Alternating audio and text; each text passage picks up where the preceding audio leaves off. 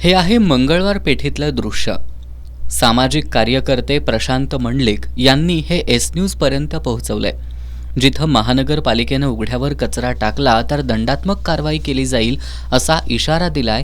तिथंच टाकलेला हा कचरा आणि त्या कचऱ्यात आपलं अन्न शोधणाऱ्या गायी, हे असं चित्र प्रातिनिधिक असून ते शहरात अनेक ठिकाणी दिसतंय. मंगळवार पेठेत आणि संपूर्ण शहरभर असं चित्र दिसत असेल तर कोल्हापूर शहर कसं सुंदर होणार हा प्रश्न आहे. अतिरिक्त आयुक्त राहुल रोकडे यांनी नुकतीच शहरातील कचऱ्याच्या समस्येबाबत विभाग प्रमुख आणि आरोग्य निरीक्षकांची बैठक घेतली. त्या बैठकीत उघड्यावर पडलेले कचऱ्याचे ढीग आणि तुंबलेली गटारं ज्या भागात आढळतील त्या भागातील आरोग्य निरीक्षकांना जबाबदार धरून त्यांच्यावर दंडात्मक कारवाई केली जाईल असा इशारा दिलाय.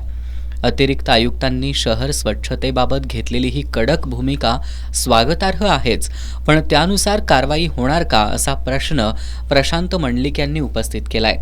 प्रशांत मंडलिकांच्या प्रश्नाचं उत्तर महापालिका प्रशासनाकडून मिळेल का नाही माहिती नाही, पण शहर स्वच्छ आणि सुंदर ठेवण्याची जबाबदारी महापालिके इतकीच नागरिकांची सुद्धा आहे.